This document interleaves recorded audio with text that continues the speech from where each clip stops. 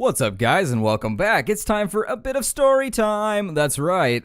In the last episode, we had received a cryptic phone call from a dead friend who had a dead man switch installed in him so that when he terminated and left this life, he sent us an email or a video call that let us know he would pay us a huge sum of money if we found out who killed him. He was a bit of an alcoholic and a druggie, but we loved him just the same. He's an ex-associate of ours. And so here's right where we left off, the dead man switch. Your plane hits the SeaTac tarmac, say that 10 times fast, with a jolt. Welcome to Seattle. The chilly northwest rain obscures your vision as you step onto the tarmac, and before long you're sitting in the cramped back seat of a cab following the signal from Sam's locator chip into the heart of the Redmond Barrens. That's bad. You guys may or may not know this, but the Redmond Barrens, not exactly a place that we want to be. In terms of Shadowrun lore, it kinda sucks there. Organ Grinder is a legal chop shop for body parts, whether from the living or the dead. If you're hurting bad enough for the new yen, this is the place to sell a limb or an organ. It's also a good place to dispose of an inconvenient body while making a little cash on the side. The franchise is the closest thing the Barrens has to a morgue. It seems this is where Sam Watt's body has ended up. You open the door and are assaulted by the smell of death and bleach. Loverly. Alright, so let's get rolling here. Take a look around, make sure that there's nothing lootable. Somebody just shouted, "I'm in the back" at us. Employees only beyond this point. Well, consider yourself hired, young man. The smell of death and decomposition wash over you, only slightly masked by the minty fake fresh of industrial-grade antiseptic.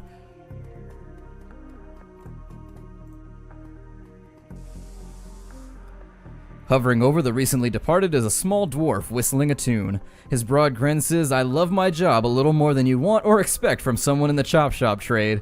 As you approach, he looks up with a lopsided grin. There's something kindly in his eyes, though it might be a stray reflection of chrome and surgical tools. His name's Dresden. Sorry, I didn't expect any visitors at this hour, and some asshole at corporate took my receptionist. What can I do you for, sir? Are you the coroner? I'm John Dresden, the Organ Grinders branch manager here, so, yep, that makes me this franchise area's coroner too. And you are? Splattercat. I'm here about Sam Watts. I'm gonna say it in a badass voice, like a Batman voice. His grin fades. And what makes you think I know anything about that? Sam had a locator chip embedded in his skull. I followed it here. I see. Well, you're right, he's here. Not too many people know about the murder yet, though. The press haven't caught wind of it yet. What with it being all the way out here in the Barrens. The Barrens are kind of like the slums on the edge of Seattle. Like, they're basically a big endless sprawl of just kind of tent city and ramshackle tenements, just so you know.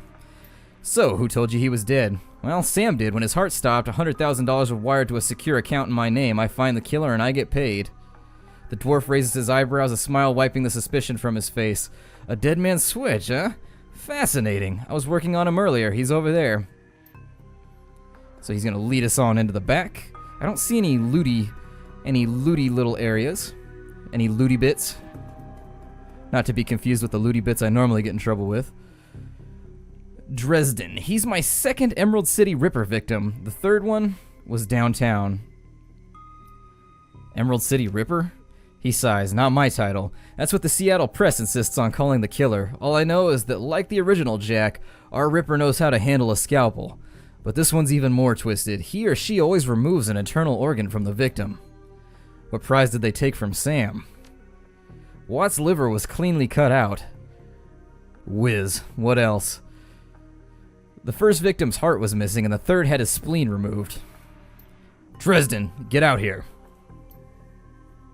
Looks like we've got a friend here with super cool fingerless driving gloves. I'm here about the new Ripper Vic, Sam Watts. So I don't know if we should go out there or just hang tight. It looks like we've got a couple lootables here, so let's go through. We picked up an item, a basic med kit. That should help us out in the future. And then it looks like Sam's got something around his groin, so we're going to go look there as well. Of course. Sam's body is half covered by a sterile surgical sheet, his face an ashen white, for the first time without a smirk on it. Below the chest, there's a small, pencil-thin incision covered in dried blood. Beyond that, the corpse is immaculate. It would seem that the killer knew exactly what they wanted from him and took it. Laying next to Sam are several plastic envelopes containing the evidence found on his body.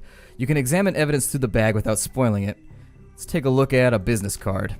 Moving things around, you can make out that it's a card from a place called the Seamstresses Union. These is something... Oh, there is something. That's got to be a typo. There is something handwritten on the back, but blood has made it illegible. Let's look at the cred stick. It's a standard, cheap, unsecured cred stick. No way of knowing what's on it without slotting it.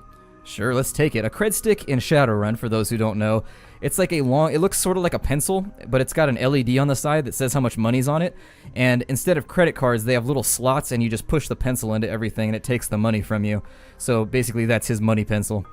So we're going to take his cred stick, you slot the cred stick into your PDA, and 300 new yen is added to your account. Very nice. Let's look at his purple shirt. It's Sam's shirt. Several of the buttons are missing, and blood has thoroughly soaked it. The blood sloshes a bit in your hand. Or the bag sloshes a bit with blood. Look at the handwritten note. You can see part of the note given the torn off bits and blood stains. Sam, I feel a terrible thing that we arg redacted. We have been redacted long. Redacted to say I'm sorry. Redacted. See you there. Love, Jessica. Not necessarily redacted, I guess, maybe just missing. And so we place the evidence bag back down on the ground. Let's go see who this guy is. With his crazy 1980s gloves. Towering over the diminutive corner is a homicide detective right out of central casting. If you ignore the tusks, pointed ears, and Neanderthal brow, you can smell his cheap aftershave from a mile away. So this new Ripper Vic Watts, the name's familiar. Didn't his mother kill herself a while back? The coroner frowns, so you insisted at the time. He chortles, come on, she offed herself. I had it on very good authority. Now let's go, Dresden. Give me something to work with here. The Ripper case is my ticket to a lieutenant's badge. I've already posted everything I know. The killer stuns the target with a combination of drugs and magic, then removes a single internal organ while they're still alive. The perpetrator is most likely right-handed, with a slim hand that knows its way around a scalpel. Has a decent understanding of human and metahuman anatomy, too. So, I'm looking for a whacked-out surgeon. Not necessarily.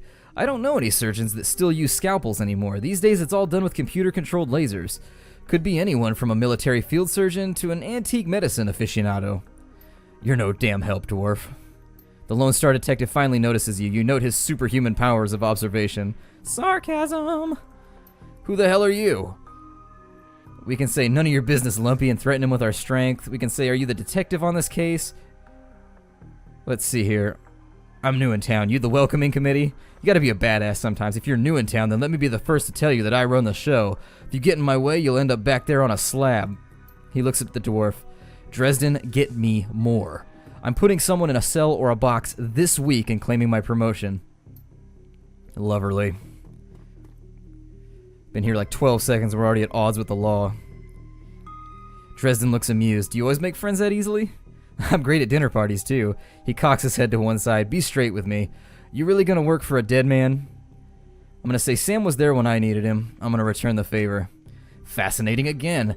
Detective McCluskey isn't interested in anything other than Detective McCluskey. He'd convict his own mother if it weren't another 10 new yen a week, if it meant another 10 new yen a week on his paycheck. Plus, he's on the take. Dresden pauses, considering. You have honor, after a fashion. I try to honor the dead in my work, so we have that in common. What can I do to help you? Well, let's ask who McCluskey's got on the take. I don't know, but someone with some major pull has been looking out for McCluskey's career, and his wallet. What was that McCluskey said about Sam's mother? The official report is that she committed suicide about a year ago. Aren't you the official in that sentence? My name's on the report, but my actual findings left some doubts. I can't say it wasn't a suicide, but there were unusual bruises on her upper arms, and she didn't use her dominant hand to pull the trigger. I was told to drop it, so I dropped it. What are organs worth these days? A whole healthy body can be worth a bunch of new yen, but individual organs, not worth as much anymore. What with all the synth and cyber stuff on the market these days, Organ Grinders only deals in the recently deceased. There's plenty of other chop shops that aren't as picky though, and they don't care where the bodies come from either. Who still uses scalpels? Well, doctors still learn how to use them in their first year of medical school, as do coroners, but neither profession really uses them much anymore. It's possible some of the slimier chop shops still use scalpels, I suppose, but I wouldn't know where to look. Have you heard of the Seamstress Union?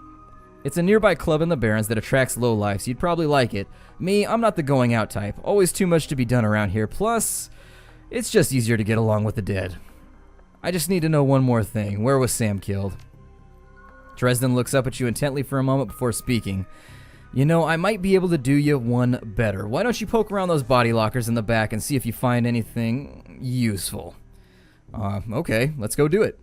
So we got 2 karma there. If we wanted to take a look at everything, there's a big power button up here. Lets you look at your objectives, your mission at any time in case you get confused. Here's our character sheet, which is going to allow us to go through and look at all of our stats over here on the right. We can cycle through characters if we had more people in our party, but we don't. It's just us. And so we can also spend karma because we just got 2 from the quest. Here's our loadout screen. It's going to give us a close-up of our character. Hello!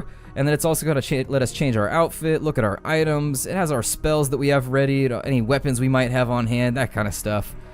Cyberware we have installed. We came with a data jack just as a decker. All deckers come with cyber jacks, and there's our finances right there.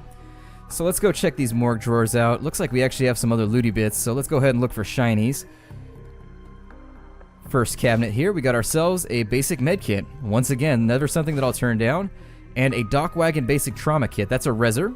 If we look at its stats here in our loadout, basically, if somebody gets taken out in combat, it restores them to life with 25% health. It's got like, if I remember the description from Tabletop, it's got like an EKG, it's got like steroids, and then additionally it has, I believe, a shock pad as well. Let's take a look inside this drawer here. The cold storage drawer is labeled John Doe, but the internal thermostat is set to 21 degrees Celsius. We open the drawer, and the cold storage slides open to reveal the fully clothed body of a man, arms folded across his chest.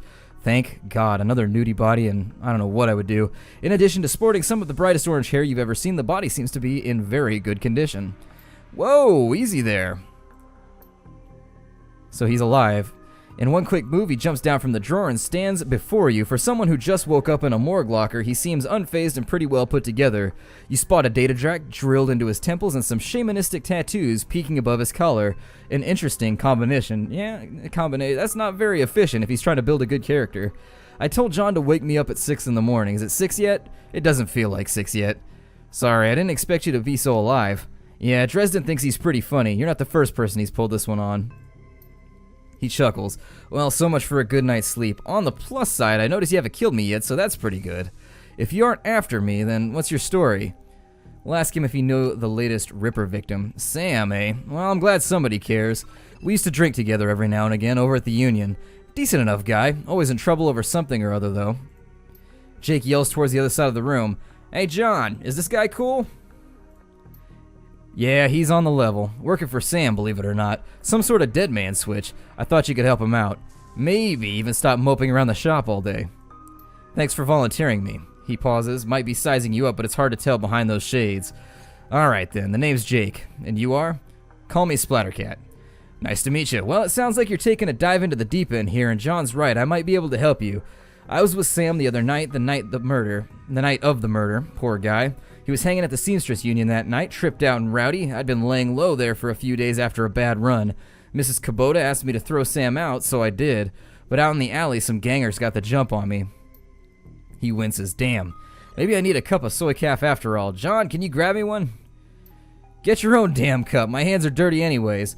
Now, what's wrong with this intestine? You hear a loud squelching sound as Dresden continues his work. Takes guts to do that sort of thing. Thanks, John. You're a real pal. Anyways, there's a big fat corporate bounty on my head. Like I said, my last job didn't exactly go according to plan. Out in the alley, a few Halloweeners got the jump on us. Damn gangers thought they could turn a quick profit off of my head. Jake smiles and you get the impression that didn't work out so well for the gangers. Sam stumbled off during the fight though, and that's the last I saw of him. Until he turned up here, dead on arrival. Reminds me of my last stay in this place. You've done this before? It's a long story. I end up in the morgue more often than the average guy. Yeah, Jake's a regular. Should have started a rewards card, Jake. A few more visits, you get a free night's stay. Jake laughs. I'll hold you to that, John. Anyways, they found Sam's body less than a block from the Union, missing his liver and all. Tell you what, you look like you can handle yourself in a fight. I could use some backup to settle the score with those Halloweeners out there. Their leader's got the whole gang searching the barrens for me, and I need to get rid of that asshole. In return, I'll take you to the place Sam was murdered. It's not safe to hit these streets alone at night, trust me. He eyes you up and down. Maybe I'll throw in some decent supplies while we're at it. What do you say? Let's see here. We can tell him we work for money, we can tell him that we like street justice, or that it'd be nice to have someone watching our back. Let's do the street justice. I like to sound that. I don't want to come across as too weak. We're in the hood. You know how it goes. Great. I've been hiding out here ever since that run-in with those Halloweeners, whiny bunch of gangers, but this stretch of the Barrens is their turf. Hell, I'm surprised you even made it this morgue in one piece without packing some heat. He yells over his shoulder. Very funny, Jake. You can sleep in the dumpster tomorrow. So, you need a weapon? I like to keep my distance. You got a rifle? You don't like library windows, do you? Never mind. Here's a rifle you can borrow. And he gave us an AK-97. Hell yeah, packing heat. Let's do it. So, ready for an evening about the town? Let's do it. I'll follow your lead. The Halloweeners aren't looking for you. Yet. We can leave whenever you're ready. Cool. So we got ourselves a gun. Let's make sure it's equipped. We're not necessarily going to have it whipped out while we're running around. We don't like to show off that kind of heat. In other Shadowrun games, you actually have to conceal your weapons. Like in the tabletop, you can't just equip a rifle. You've got to have some place to hide it, like a trench coat or something. Otherwise, you get spotted by the cops about 3 seconds. But I'm sure they made allowances for the gameplay experience. Let's go check out the Barrens and see what we can get done here. The Redmond Barrens. Run in the Seattle Sprawl, and sooner or later you'll find yourself in the Redmond Barrens. It doesn't matter your business, the Barrens doesn't like you. Take 1 part radioactive wasteland, 3 parts dog-eat-dog slum, and add a dash of tourist trap, and you've got a recipe for mean as hell. You leave the sanitized death of formaldehyde of organ grinders behind, entering the anarchy and desperation of the streets. Jake stops a moment to breathe deeply, filling his lungs with motorcycle exhaust, radioactive dust, cordite, and God knows what else. He exhales with an expression of wry contentment. The stench and grime tell him he's home. Alright, so here we are. My stash is in the corner, just around the alley. Alrighty then, let's go take a look and see what we can locate here, and get the quest underway. This is going to be our first little free roaming session, so welcome to the world of Shadowrun. If this is your first look at it, I love the way that everything is animated. I love the way they've drawn everything. I love the art style. Shadowrun is one of those things that bit me when I was very, very young, and I've just never let go of it. It's been just an amazing, amazing experience. Looking for a date, honey?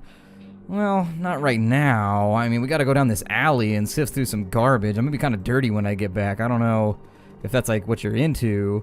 Let's go ahead and check this garbage pile for our homeboy's stash here. Hidden in the garbage-strewn alley is a high-tech safe with a mag card reader on the front. We open the safe with Jake's mag card with a smooth hiss. The safe opens to reveal a collection of gear that is a perfect match for your skills. You take the gear. Yay! We got some gear. A Sony City 360, a Facchetti frag grenade, and a basic medkit. Hand over the loot, bozos. God. Sound like they got their dialogue from from Rocksteady and Bebop. Take a shot there at him, a crit for 15 damage. Jake's up close and all he's got is a pistol, so let's see if he can... I'm going to vary what my tactic is based on whether he drops that guy, and he's going to jump behind these crates, which appear to be bulletproof. They're giving me some kind of cover, so I guess in the future, the boxes that we ship things in are quite bulletproof. Now, I'm going to take an aimed shot at him because he's behind the crate. Oh, I can do a burst fire too? What? Oh man, I'm so excited right now. I'm going to take a normal shot first, but after that, he's definitely getting some burst fire. Oh, it takes 2 rounds. Okay, never mind. I suppose I'll just fire one more time then. And that was that. That was our first run-in with the Halloweeners. They're a gang that runs in the city. They kind of suck. There's the Halloweeners, the I-5ers. There's a couple other gangs that are pretty prominent. Halloweeners, not much to worry about, though. The I-5ers are a little more dangerous. So welcome to the Barrens. Guess I'll need to find a new spot to hide my gear. Good dead drops are so hard to keep. He chuckles. Well, at least they were too dumb to break my maglock. Now that you've got some gear, let's go deal with those Halloweeners. Let's do that indeed. You don't need to reload in between combats. It auto does it for you. We can scroll out pretty far. Let's do a little bit of free roaming, see what we can lock down here in the Barrens. I'm sure there's extra jobs to be done. Take a look around briefly. Commerce is like a weed, taking root in the cracks and crevices of the world wherever it can. A small street market has flourished here amidst the crumbling buildings of the Redmond Barrens. See what's going on with this guy, the head thug. The thug attempts to use his bulk and hideous breath to intimidate the shopkeeper. The old woman is holding firm, but you can see the thug's patience fading fast, and he looks like he's about to start breaking things. About to start breaking my patience. Yeah, who the hell are you? What's going on here? None of your fragging business, street stain. Back off before your blood ends up all over my nice sidewalk. Maybe I'm really sick of gutter punks like you. I knew you were looking to cause static. Dash! Ice this guy. He's gonna try and ice us. He's a mage, he might try and ice us literally. He just point blanked me with a shotty. Oh, it is a mage, so yeah, they're trying to ice us literally. So Jake just took a shot to the back, and then he point blanked me with a shotgun like a punk. Let me see what I can do here. I'm gonna burst fire him since we're right up close. Ooh, that's how you get business done right there. I'm pretty pleased with that result. So 30 damage after a crit. What can he do? Does he have anything in his kit? No. Oh, he's a mage? No way. Yeah, shoot some fire at this dude. Flamethrower. That didn't look like a flamethrower. That looked like a Hadouken. I was expecting like a cone of cold type, although like an inverse cone of cold, I guess, if we were going to talk about the mathematics of magery here. An inverse cone of cold, so a cone of fire. I cannot thank you enough. I hate to see such bloodshed, but those men would not take no for an answer. We simply want to make our way in the world. And so we got 1 karma for doing that. That's good. The shopkeeper holds out a few new yen. Please, it's the least we can do. Keep it. You need it more than I do. Doing nice deeds, it almost always comes around in Shadowrun, so I don't like to seem like an asshole who's just doing things for ridiculously ulterior motives, but in Shadowrun, cause and consequence are definitely linked, so you want to be careful about who you charge for things of that nature. Definitely check out some of the billboards and things in the background as you play. There's some pretty hilarious little tidbits to be found. Her clothes may be dirty, but this woman is far from downtrodden. Hey, not that it's my business, but I wouldn't go down that way. Nice to meet you too. Hey, I just figured I'd give you the heads up. Those Halloweeners are stirring up trouble again. She points to the east. They rode in this morning on those fancy bikes. Set up camp in the old street market. They've been marching up and down the street all day, shaking down anyone that wanders past. Lovely. Sounds like we're in for some trouble. Now, you don't heal in between these. Think of each little stage as its own mission. That's the best way I know how to explain it. It's not really, I prefer something a bit more free roaming. The game is sort of linear like that. It puts you in these sets, and then you just kind of go around talking to people. But be aware that your health does not magically restore itself when combat ends. You do actually want to heal yourself in between battles if you end up kind of well-stricken. Let's talk to this guy right here because he looks worried, so maybe he has a job. The man before you appears well-mannered but nervous. Excuse me, sir. I don't know you, but you look like you can handle yourself in a fight, and we need some help. What's the problem? Some thugs are shaking down the market we've set up here. It's been getting worse lately. I don't think we can afford to pay him anymore. But no one will stand up to him, and Lone Star isn't about to get involved. How many of them and how much are you paying? I think there's only 2 of them right now. I can't talk about price, but Miss James will surely reward you fairly. Well, my current client's pretty patient. Where are they? Oh, thank you. Just keep heading north. You'll see it at the end of the street. Alrighty then. Let's swing around this corner and just make sure there's nothing crazy going on over here. There's a cowering guy in a corner named Vlad. As you approach, the man sizes you up. You can see the age-old fight-or-flight equation running behind his drug-clouded eyes. Beneath the track marks on his arms, you spot a set of tattoos that indicate he is, or at least was, once a shaman. Hey man, are you okay? Yes. No. Yes. No. I saw something. It's gonna kill me. You like that? That's my crazy guy voice. Calm down. I'm Splattercat. What's your name? My name is Vlad. Vlad, those are some nice tattoos. Are you a shaman? The word shaman strikes a chord. He seems to shake off some of the mental cobwebs. Yes, I am a shaman. I thought so, Vlad. What did you see? Yes, I saw something. The other night I saw a spirit so dark and so alien that... He trails off and shudders. Where'd you see it? Just across the street from the Seamstress Union. Well, it's gone now, Vlad. It's not gonna kill you. You're fine. Thank you. I think you're right. I feel better now. More whole. Yeah, I think I need some sleep. I don't really know what that was all about, but I told him it's gone away. He doesn't have to be all crazy in the corners anymore, skeeving out and just crazy tweaking. Looks like we have a trash tree, like a tree covered in runes or something. I don't know. It's either a tree covered in glowy trash or it's a runic tree. I'm gonna go with the latter because it's more attractive. Looks like there's things going down over here around these motorcycles. Hey, asswipes, take another step forward and we're gonna plant you right there. This is Halloweener territory now. This is one of the 2 that got away. If I hadn't missed my shot, these idiots would have given up and moved on by now. Wait a minute. You're rolling with Jake? Bad idea, chummer. The Halloweeners are collecting on that bounty, and killing you, well, it's gonna be a nice bonus. Alright, so we're in combat. Looks like we've got a mage over here. Ew. Oh, we're completely surrounded. Alright, well let me take... Oh, that's not cover. Never mind. I'll take cover behind this box. Hopefully that'll force that mage to move in. I'm gonna take an aim shot at this guy. So 10 damage there. Jake doesn't really have any room to play with, unfortunately. But since this guy has a melee weapon, I'm really feeling like we should probably focus on killing him. So down he goes. Jake's left out in the open. He's a temporary friend anyways. He's going to take 5 damage from a mana bolt that looks like it's been flung in his direction. And this guy right here... Well, I don't know what I want to do now. I guess I'll set up right here. Did that cost me 2? Hold on. Oh, it did. I thought that cost me 1. Gotta get better at this. We can take shots at him. Let's go ahead and... Oh, we don't need to aim shot him. Why am I using a... Wait, what? Oh, I was controlling the wrong character. God, it's already starting all over again. I'm kit-lollying situations left and right. Well, at least Jake came through and dropped that guy with 2 shots, and it looks like I get a... double turn, possibly? Like, I don't know if this guy actually knows about us. No aim shot left. I can't use a burst fire because I don't have enough rounds, but I'm going to take a shot at him. He's taking 10 damage, so he's hurting. I'll have Jake move up behind the motorcycle. It's not going to give him any cover, strangely enough, but he can at least take a long bomb shot. Yeah, 10 damage. There we go. Oh, big dude with a sword. You're dead, Jake. Dead. Well, looks like it's about time to point blank him with a machine gun fire. Take that, Paul. John Paul. Whoa, Uncle. I was just playing with you, man. I'll call off the rest of the Halloweeners, Jake. Call it even, yeah? What do you think, Jake? He smirks. Hey, I'm already at shoot-on-sight status with these guys. Killing John Paul means one less wiener to shoot me in the back while I'm buying smokes. Hell, they'll be doing the same to you as soon as there's a profit in it. Let's finish him, whatever. Cross me and die. That's how we roll in this hood. So, oh, Drek. Drek is a swear word, just so you guys know. We got 1 karma there. And so now we get to go check out the murder site where our friend went down. Nothing to loot, unfortunately. I wish the game had a bit more loot, but I can live with the fact that I just get to perforate things. I like shooting people, so it's fine. And here's our murder. Oh, wait, hold on. Oh. Jake Armitage. As you approach the scene of Sam's murder, Jake spies the flashing red and blue lights up ahead.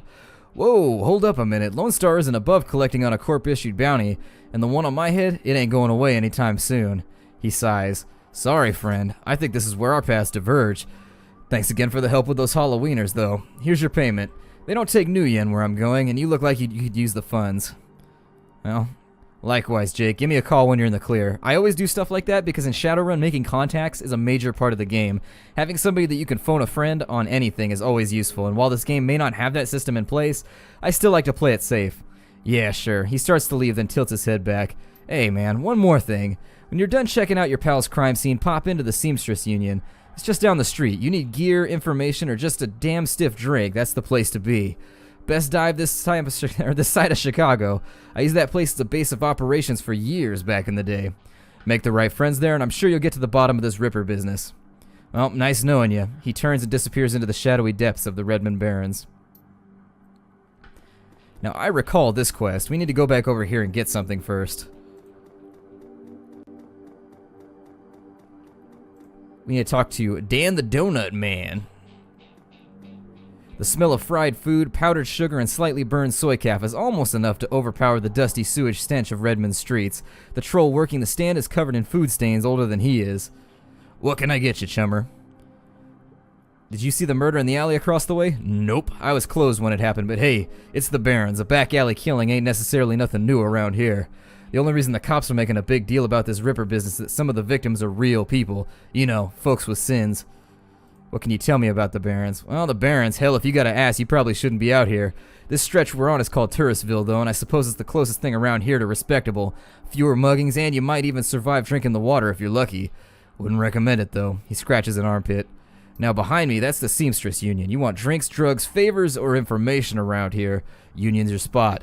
Hell, that place is the reason I'm in business. Folks get the munchies when they party. Miss Kubota owns the joint, and she's quality. A hard lady, but fair. Yeah, thanks for the information. I'm gonna buy a jelly donut and a soy calf, because I know we need it later, plus he just gave us information, so, you know.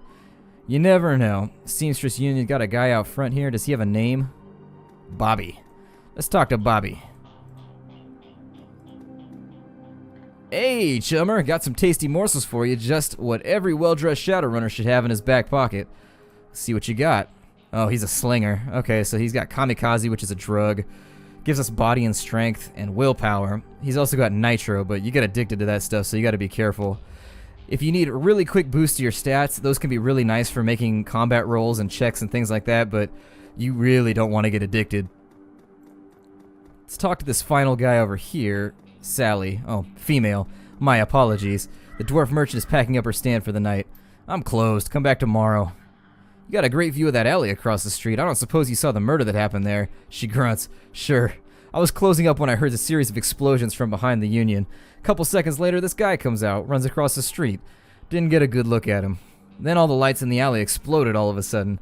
Things got kind of quiet after that. Let me guess, you didn't go running over to see if he was okay. Hell no. Around here, that kind of thing gets you killed. Well, thanks for your time. No problem.